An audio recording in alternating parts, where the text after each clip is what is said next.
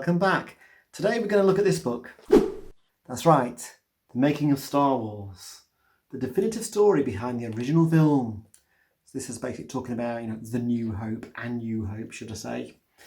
And I think they did make these books for other Star Wars films, including Empire Strikes Back and Return of the Jedi. Possibly there's two. Now, my copy is a bit poorly, it's a bit bent. Aww. Which is a bit of a shame. But it hasn't affected, obviously, what's inside, and that's what I want to show you, have a look through with you.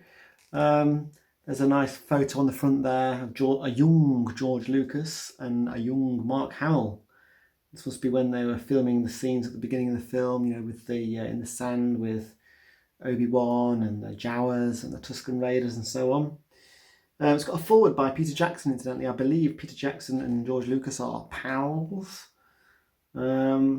And it's by a guy called J.W. Rinsler, New York Times best-selling author. So let's have a look inside. Come on.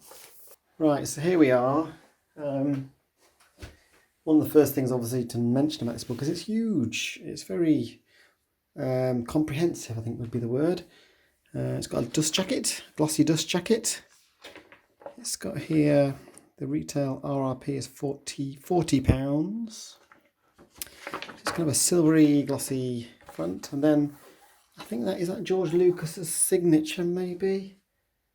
Can't quite tell. It's got slightly sort of a furry feel to the actual book. It's got the title again there. Yeah, in amongst the black, fuzzy kind of feel. Let's have a look inside. So it says that George Lucas spent nearly 5 years bringing his dream project to life. It doesn't seem that long, really, does it? 5 years for such a immense classic.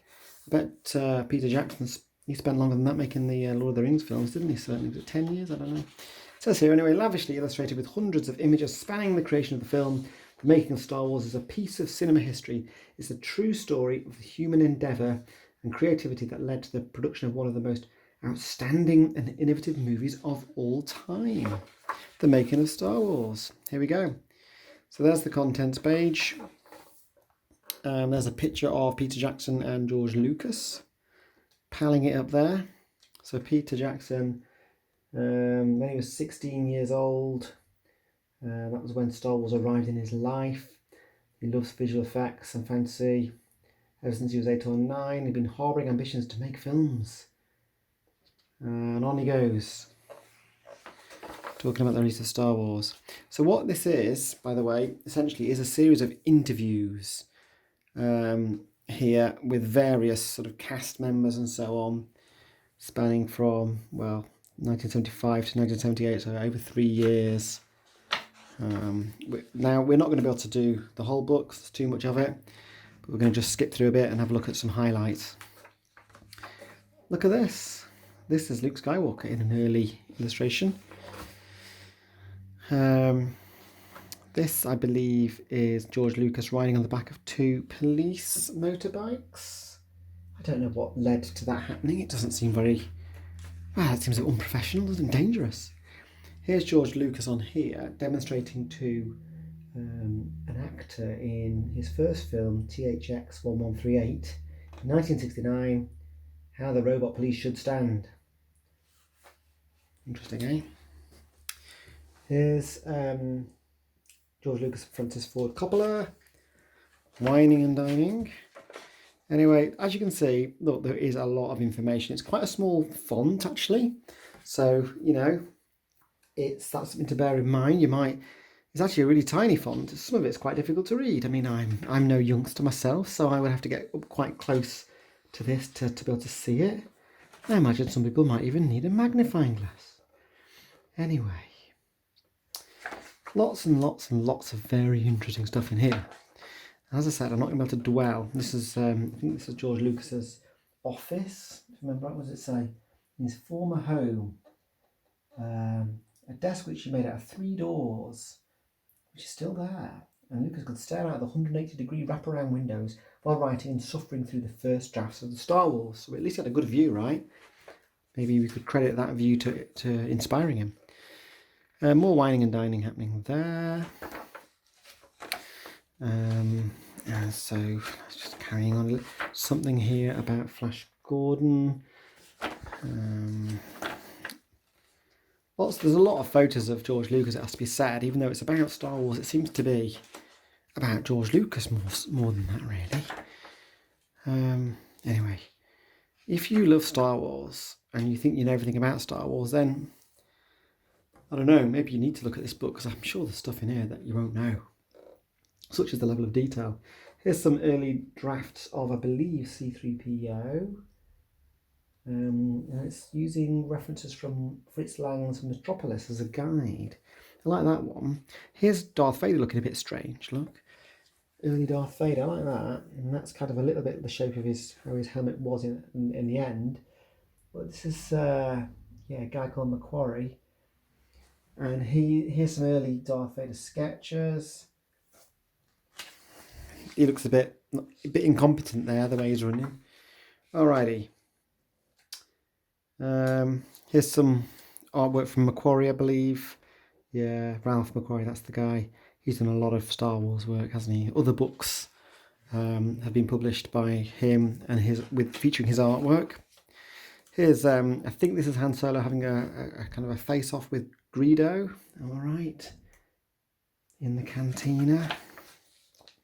Now this is interesting. This is some early work as well. This is back when it was called The Star Wars, because that's how it started off life, I believe. And it slowly evolved into just being Star Wars. And in this piece of artwork here, we've got, well, they're being referred to as the Fantastic Five. I believe this is actually Han Solo with a lightsaber. I mean, you never see him with a lightsaber, do you? And this is Luke as a girl. Luke is a girl at this time. Obviously, you've got, this must be, I don't know, is that a Wookiee? C-3PO and R2-D2? I don't know. Anyway, it's all very interesting to look at, isn't it? All very interesting, I think. That looks a bit shiny. Actually, let's just go back. What does it say about this? Yeah, it's Chewbacca stood there. So it wasn't as furry in these initial ideas. Or certainly a little bit more boggle-eyed. I liked the Chewbacca that we got in the end, actually. Yeah, so there's loads and loads of pages of concept artwork, storyboards, and of course, look at how much text there is. So much text, so much information, so much background information. I think here they're filming, is it a bear, to get like the Wookiee noises? Or was it for the, sorry, no, I think they were filming that for the TIE Fighter noises. Anyway, they're filming bears. They were recording bear noises to use in the film for something. Cool, very cool. George Lucas with a droid, which I assume is an early version, is it not, of R2-D2? Kenny Baker, top left, or here. Kenny Baker was hired to be R2-D2. Here's shown in unpainted prototype form. It seems a bit crazy in this day and age that somebody would have to get inside and pretend to be a droid. In this day of CGI, it would just be just unthinkable, really. You just do it on a computer. Make life simple. Someone doesn't have to cram inside it. It's got to be debatable how much acting and how much real acting you can do from inside a robot. I'm sure there'll be people who would disagree with me there strongly. Anyway, let's just carry on. I'm going to just flick through some pages now, and you can have a little look and listen to some music.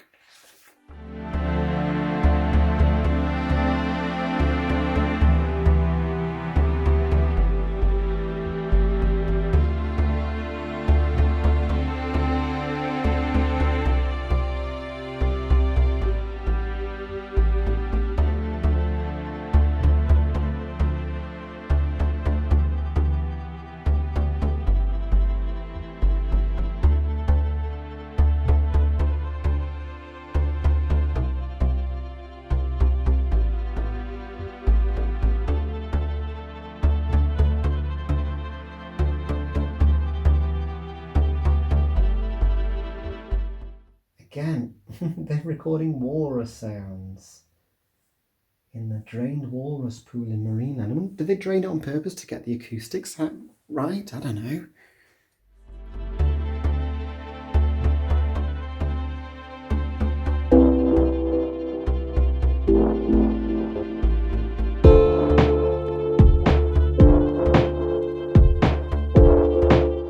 Look at this. I've always really loved C-3PO.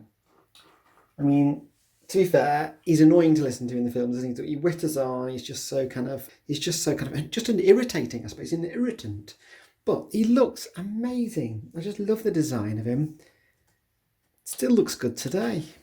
This was back in, 77? Looks so shiny and gold and so cool, his facial features. The contours of that head. Brilliant.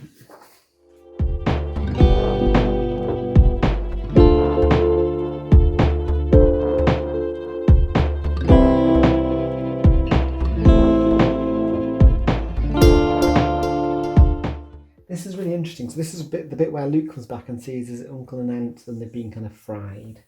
It says, so the actor Mark Hamill thought it would be appropriate for his character to fall on his knees sobbing, but Lucas preferred a more neutral performance so that the audience will be able to project their feelings onto him. Sir Alec Guinness there. It's brilliant, isn't it? Love all these behind the scenes photos. You just sort of forget there's a huge crew behind it all. Just, it's not just some people running around in the desert shouting at each other and chasing each other and stuff. There's just such a massive load of effort and prep went into it. Like that photo. And I think there's a bit here, yeah, it is, about how, you also forget that the cameras have to be protected from the desert sand. So everything's got to be wrapped in plastic to stop, the sand getting in and ruining the cameras and the tech.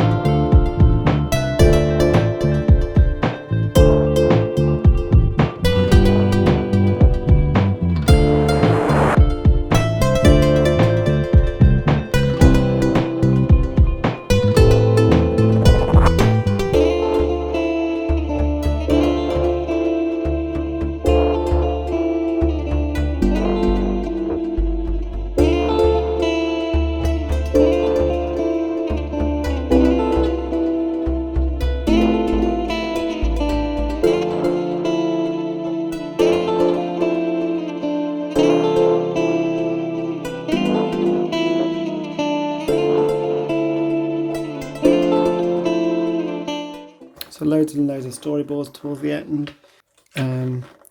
So there we have it. A great picture there of Princess Leia, played by Carrie Fisher. So, yeah, what a great book.